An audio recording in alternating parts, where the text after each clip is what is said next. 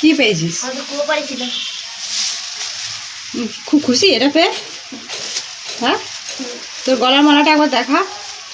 সকাল থেকে আমার মালা পরে বসে আছে, ওর সোনার মালা পরতে ইচ্ছা করছে। দেখি মুখটা একবার দেখি। হ্যাঁ, চান টান করতে হবে না?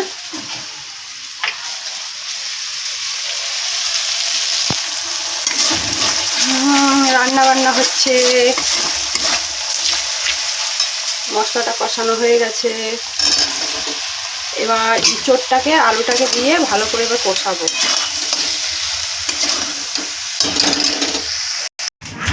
আর পড়ে গেলে সিঁড়ি থেকে পড়ে গেলে কি হবে বল?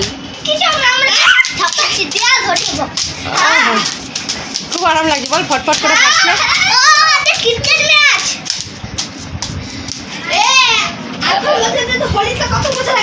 হ্যাঁ, হোলিতে অনেক মজা লাগবে।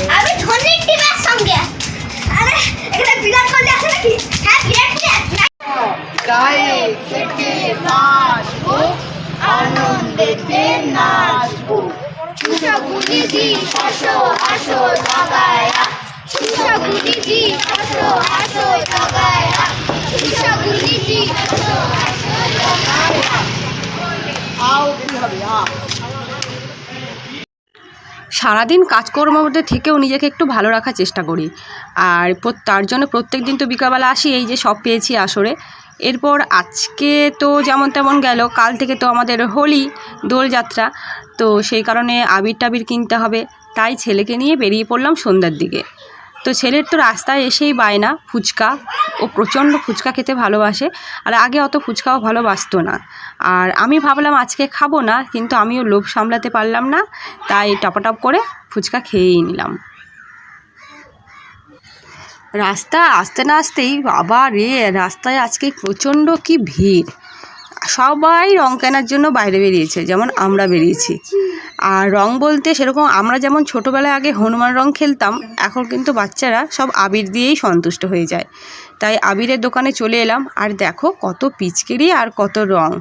প্রত্যেক বছর পিচকারি কিনে দিই, কিন্তু এবছর আর পিচকারিটা কিনে দেবো না, কারণ পিচকারিতে ভালো রং বের হয় না, সেই কারণে।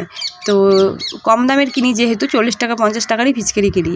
তো এবারে অন্য একটা ব্যবস্থা করেছি পিচকারির, সেটা আগামীকাল যখন ব্লগ দেব সেই ব্লগে তোমরা দেখে নিও। কি রং সিলেক্ট করব দেখে লালটা আর নীলটা নিলাম। তাছাড়া ঘরে আরও দুটো রং ছিল গত বছরের।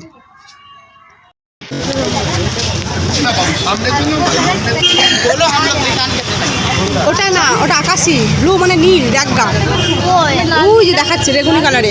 নেগা ওটা ভালো ফুটবে না।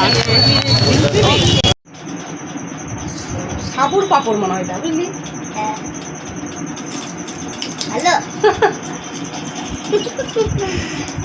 ঠিক আছে, তোমার গন্ধ গন্ধ লাগছে, কিন্তু ভালো লাগে। আপনারা যদি এখানে হতো আপনাদেরও ভালো লাগে। আপনার মোবাইলে ওখানে আছেন বলে ভালো লাগে খেতে। খা খা। ওকে, জিম্মা দিয়ে গেল এটা সাবু করে। বাজার থেকে ঘুরে আসতে আসতে তারপরে শ্রেয়ানের সঙ্গে একটু গল্প করতে করতে, খাবার খেতে খেতে আর রুটি করতে চলে এসেছি এখন। আর তারপরে রাত্রেবেলা খাওয়া দাওয়া হবে। তার মাঝখানে শ্রেয়াকে একটু পড়তে বসিয়েছিলাম। আসলে আজকের পড়ার একদমই মন নেই, ওই জন্য অনেকটা সময় ধরে আর পড়াইনি। আর আমারও আজকে পড়ানোর একদমই ইচ্ছা ছিল না।